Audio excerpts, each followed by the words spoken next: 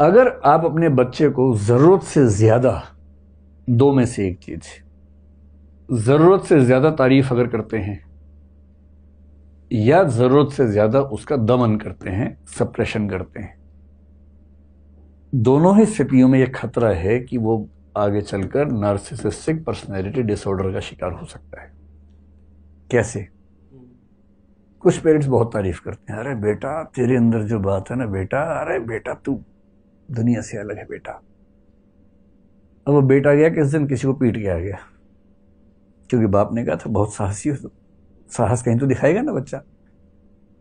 अब जिस दिन बच्चा किसी को दूसरे बच्चे को पीट के आ गया, देखने की बात है कि उस दिन माँ बाप ने क्या कहा।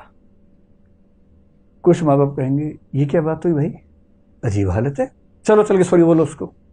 एक ये तेवर होता है जो कि ठीक भी है। एक ये होता है कि चलो कोई बात नहीं यार, ठीक है हो जाता है, इसका मतलब पीटा हो कभी कभी हम कुछ नहीं बोलेंगे। तीसरा क्या होता है, उसने कितने मारे, पापा 2, तूने 8, क्या बात है यार मेरा बेटा है, मजाक है। अरे अब कितने साल के हो गए बेटा, 8 साल के, बेटा 12 का हो जा तमंचा दिलवा दूंगा।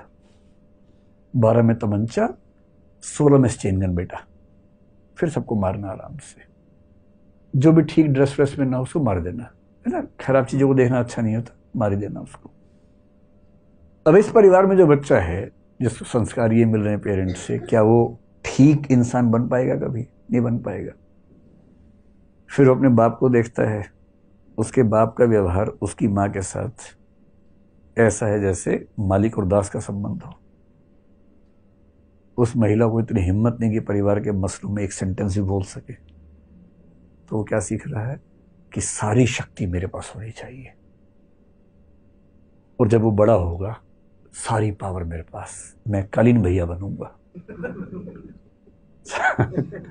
कालीन भैया मेरे अच्छे दोस्त हैं, मैं जानबूझकर ना बोल रहा हूं। तो मैं कालीन भैया बनूंगा, सारी पावर मेरे पास होगी, इस पूरे इलाके में कोई सांस भी लेगा तो मुझसे पूछ के लेगा, वरना गोली मार देंगे।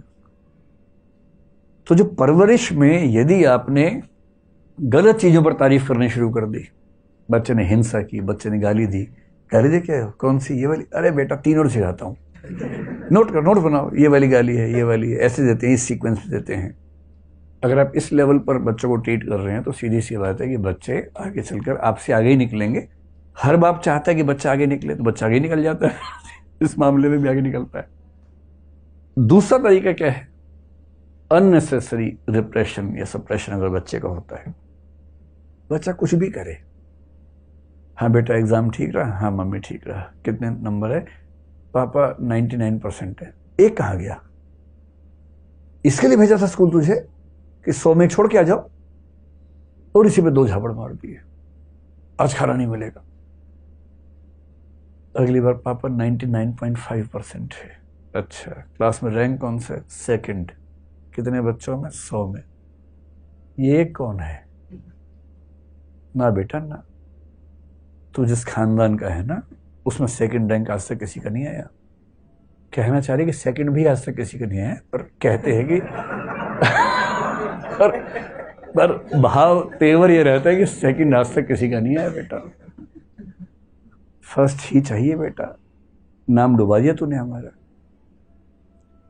इतना दबाव, कोई अंकल आंटी है, चलो बेटा पोएम सुनाओ, आओ आओ पोएम सुनाओ, उससे बच्चे के मन में भाव आता है कि आग लगा दूं दुनिया में मैं, यार मैं रेडियो हूं, जब सब लोग आए आओ पोएम सुनाओ, मछली जल की रानी है, ये कोई बात हुई। ये होता है बच्चों को एकदम साधन समझना, वस्तु समझना, ऑब्जेक्टिफाई करना। और ये बच्चा डरा हुआ है आपसे, इसलिए जी पापा जी मम्मी बोलता है, पर उसके मन में क्या आता है आपको अंदाजा नहीं है।